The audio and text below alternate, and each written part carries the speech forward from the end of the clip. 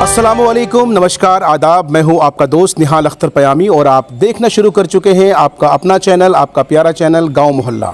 साथियों, गांव मोहल्ला बिहार विधानसभा चुनाव से जुड़ी हर छोटी बड़ी खबरें आप तक वक्त पर पहुंचाता रहा है। आज हम आपको एक ऐसी खबर देने वाले हैं जिसकी उत्सुकता आप में बहुत ज़्यादा है और यकीनन आप चाहेंगे कि साहब हम आपको ज़रूर बताएं कि आज किन किन कद्दावर नेताओं ने नामांकन किया है। हालांकि इससे पहले वाले वीडियो में हमने आपसे कमिटमेंट किया था कि अगले वाले वीडियो में यानी इस वीडियो में हम आपको बताएंगे कि सीमांचल के किन किन कद्दावर नेताओं ने आज बिहार विधानसभा चुनाव 2020 के लिए अपना नामांकन भरा है, नामांकन किया है।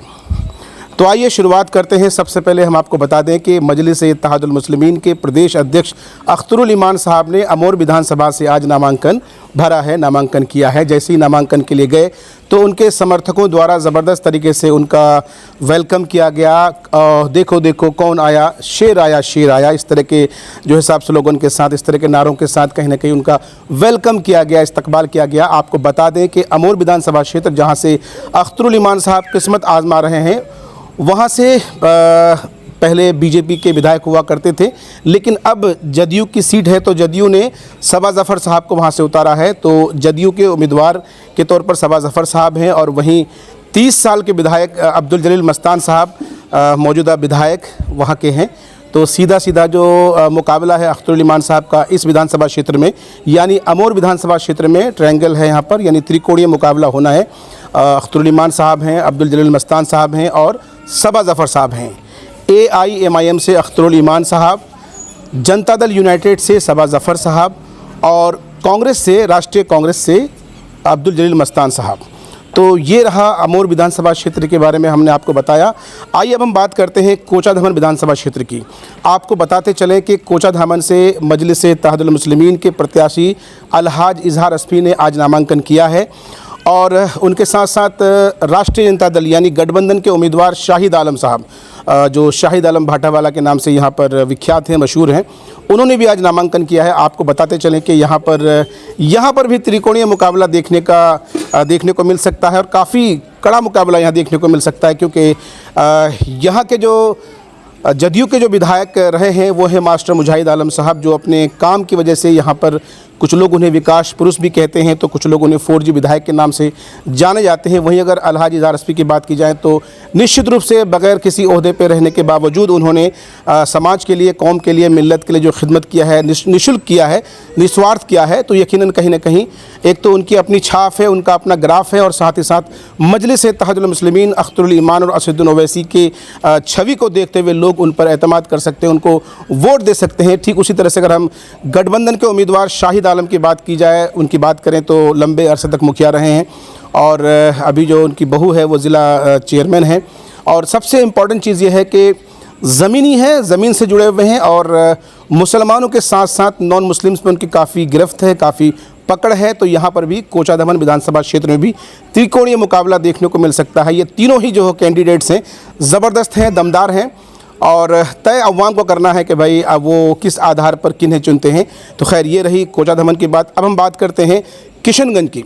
किशनगंज के मौजूदा विधायक यानी अभी तक जो विधायक रहे थे मजलिस-ए-इत्तेहादुल मुस्लिमीन के कमरुल हुदा साहब, जिन्होंने बिहार में बाई इलेक्शन में उनको जीत मिली थी, उन्होंने मजलिस की यहाँ पर नींव डाली है और कहीं ना कहीं वो जब किशनगंज की तारीख़ लिखी जाएगी, जब किशनगंज का इतिहास लिखा जाएगा तो पहला नाम कमरुल हुदा का आएगा, क्योंकि वो पहले और इकलौते ऐसे शख्स हैं जिन्होंने विधायक बनकर यहाँ पर परचम लहराया है। तो आज उन्होंने भी नॉमिनेशन किया है। और कांग्रेस की अगर बात की जाए तो आपको पता ही है कि बाई इलेक्शन में कांग्रेस ने यानी डॉक्टर जावेद साहब ने अपनी माँ को उम्मीदवार बनाया था, लेकिन लोग रोष में आकर के जाहिर है बाइकाट किया था कांग्रेस का। तो इस बार कांग्रेस ने इजहारुल हसन साहब को अपना उम्मीदवार बनाया है। आपको पता ही है, गांव मोहल्ला ने आज से 2 दिन पहले उनसे बातचीत की थी, उनसे जानना चाहता। हम आपको बता दें कि इजहारुल हसन साहब वेल एजुकेटेड हैं, ज़मीनी हैं।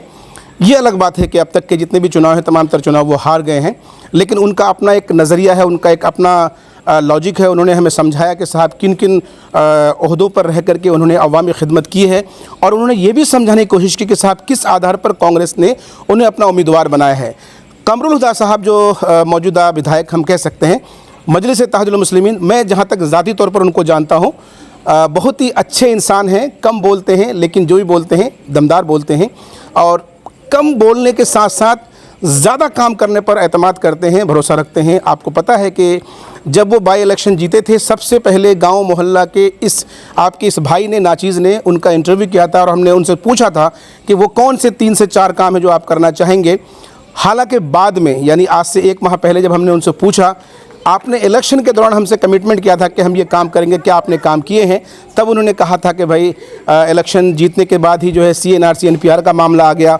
उसके बाद कहीं ना कहीं कोरोना को लेकर लॉकडाउन की स्थिति बन गई। जाहिर सी बात है, उसके बावजूद जितना उनको वक्त मिला है उस हिसाब से लोगों में, अवाम का ये कहना है कि नहीं, हम उनसे सेटिस्फाइड हैं, उनको एक मौका देना चाहते हैं।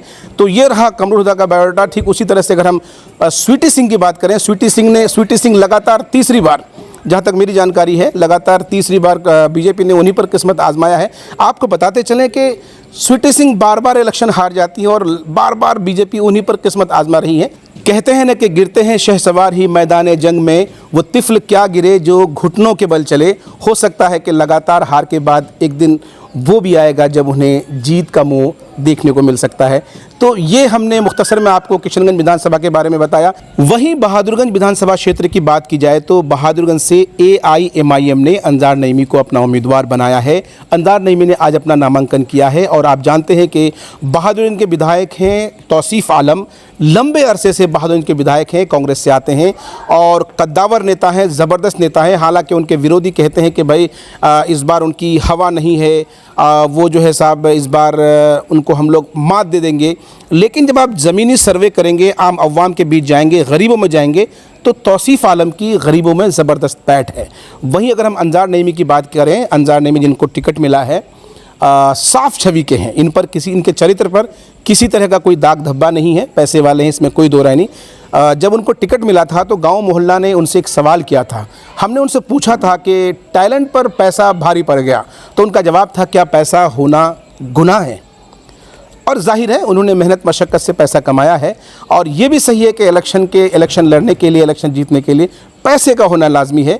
तो जहाँ तक अंजार नईमी की बात की जाए तो अच्छे छवि के हैं, चरित्र पर किसी तरह का कोई दाग धब्बा नहीं है। अवाम में हो सकता है कि बहुत ज़्यादा पैठ ना हो, लेकिन उनके पास मौका है और इस मौके का वो फ़ायदा उठाएंगे और कहीं ना कहीं अवाम के बीच जाएंगे।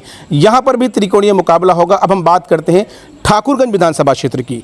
तो ठाकुरगंज में आपको पता ही है कि गठबंधन के उम्मीदवार के तौर पर मौलाना असरर हक कासमी साहब के साहबजादे सऊद असरार को राजद का टिकट दिया गया है। सऊद असरार यूँ कहे कि नॉन पॉलिटिकल हैं, बहुत ज़्यादा मेरे ख्याल में उनको ज़्यादा सियासत की समझ नहीं है, लेकिन शायद उन्हें ये लगता है कि उनके वालिद मोहतरम की जो सहानुभूति लोग दिखाएंगे और कहीं ना कहीं वो इसका फ़ायदा लेंगे। हालांकि हमने उनसे कई बार टेलीफोनिक वार्तालाप करने की कोशिश की और हमने सूत्रों के हवाले से जो जानकारी हासिल की है उससे ये पता चला कि सऊद असरार वेल एजुकेटेड हैं और अवाम में इनकी पैठ है। और अवाम का एक बहुत बड़ा तबका ऐसा है जो कहीं ना कहीं ये चाहता है कि हमारे इलाके से एक शरीफ और वेल एजुकेटेड बंदा आए उम्मीदवार के तौर पर, जिन्हें हम जिता करके विधानसभा भेजेंगे। वहीं अगर हम ठाकुरगंज के मौजूदा विधायक की बात करें तो जो विधायक अब तक थे जनाब नौशाद आलम साहब जदयू से आते हैं और एक बार मंत्री रह चुके हैं और अभी हाल में सचेतक थे। वेल एजुकेटेड हैं, अंग्रेज़ी बेबाकी से बोलते हैं, पढ़े लिखे हैं और इलाके में ज़बरदस्त पैठ रखते हैं। और कहा यह जा रहा है कि उनमें वो क्वालिटी है जो दोस्त और दुश्मन दोनों को एक जगह पिरोया जा सकता है। खैर, लेकिन क्योंकि हवा इस वक्त जदयू के ख़िलाफ़ है तो उनके किस्मत में क्या कुछ आना है ये तो वक्त तय करेगा। उसी तरह से AIMIM के उम्मीदवार की बात करें तो ठाकुरगंज से महबूब आलम को टिकट दिया गया है। हालांकि सोशल मीडिया में कई लोग सवाल कर रहे हैं कि भैया किसी के पास महबूब आलम का फ़ोटो हो तो हम तक शेयर कर दो। कुछ लोग कुछ कह रहे हैं, कुछ लोग कुछ कह रहे हैं, लेकिन ज़ाती तौर पर मैं महबूब आलम को जानता हूँ। एक अच्छे इंसान हैं और आलिम दीन हैं और काफ़ी अच्छा रसूख रखते हैं समाज में। अवामी खिदमात में उनका बढ़ चढ़ कर लगातार हिस्सा लेते रहे हैं। वहीं 22 विधानसभा क्षेत्र की बात की जाए तो 22 से AIMIM ने रुकनुद्दीन को अपना उम्मीदवार बनाया है। उसी रुकनुद्दीन को जो कभी 22 के विधायक हुआ करते थे, लोकसभा में अख्तरुल ईमान के मुखालफिन की फहरिस्त में शामिल थे। और जाहिर है हमसे और आपसे बेहतर पार्टी समझती है और पार्टी को लगता है कि शायद मजलिस का टिकट रुकनुद्दीन निकाल सकते हैं। यही वजह रही होगी कि उन्होंने ग़ुलाम सरवर साहब और शाहनवाज़ साहब को दरकिनार करके उन पर भरोसा जताया है, उनको टिकट दिया है। हालांकि उनके टिकट मिलने के बाद काफ़ी जो है साहब प्रोटेस्ट हुए हैं पूर्णिया के अंदर, आप सब ने देखा है। खैर उस पर हम चर्चा बाद में करेंगे। तो यहाँ पर आपको मालूम है कि हाजी अब्दुल सुभान साहब जो विधायक रहे, राजद के लंबे अरसे से विधायक हैं, गठबंधन के उम्मीदवार हैं, उन्हें भी टिकट इस बार जाहिर है विधायक थे और अब भी उन्हीं पर किस्मत आजमाया है। वो खुशनसीब है कि उनका टिकट नहीं कटा है। तो यहाँ पर मुकाबला AIMIM और गठबंधन के बीच ज़बरदस्त मुकाबला देखने को मिल सकता है। लेकिन जिन लोगों ने मुखालिफत, जिनको टिकट नहीं मिला है, हो सकता है कि वो लोग मुखालिफत करें, हो सकता है कि वो लोग निर्दलीय उम्मीदवार लड़ें।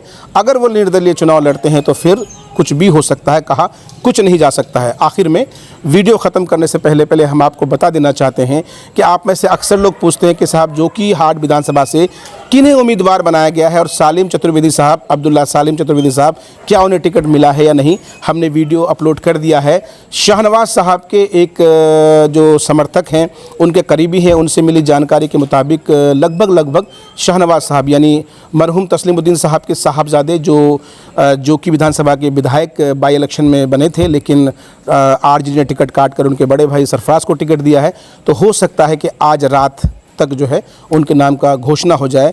और ख़बर ये भी है कि सालिम चतुर्वेदी जी, अब्दुल्ला सालिम चतुर्वेदी जी अपने हाथों से शाहनवाज़ साहब को AIMIM का टिकट भेंट करेंगे, देंगे। आपको मालूम है आज 19 तारीख है, कल 20 तारीख है, कल नॉमिनेशन की आखिरी तारीख है और कल तक सब कुछ हो जाना है। और आपको ये भी बताते चलें कि बहादुरगंज में प्रोफेसर मुसव्विर आलम साहब लगातार मंथन कर रहे हैं, लगातार उनके जो समर्थक हैं, जैसा कि मुझे जानकारी मिली कि आज 2-2:30 बजे रात तक उन्होंने मंथन किया है। उनके ज़्यादातर समर्थक ये कह रहे हैं कि नहीं, आपको इलेक्शन लड़ना है, चाहे निर्दलीय क्यों ना लड़ें। हमने टेलीफोनिक वार्तालाप की तो उन्होंने हमें बताया कि आज रात 12 बजे तक कन्फर्म हो जाएगा कि वो इलेक्शन लड़ेंगे या नहीं। इस वीडियो में इतना ही। वीडियो कैसा लगा आप कमेंट करके ज़रूर बताइएगा। अगर कोई विधानसभा छूट गया, भूल चूक हो गई तो उसके लिए हम माजरत चाहते हैं। और इंसान हैं, गलतियाँ इंसान से होती है। आपको हमारा चैनल अच्छा लगता है, आपको हमारा चैनल पसंद है तो प्लीज़ हमारे चैनल को लाइक कीजिए, चैनल को सब्सक्राइब कीजिए और साथ ही साथ वीडियोस को शेयर करिए। तब तक के लिए इजाज़त दीजिए। अल्लाह हाफिज़।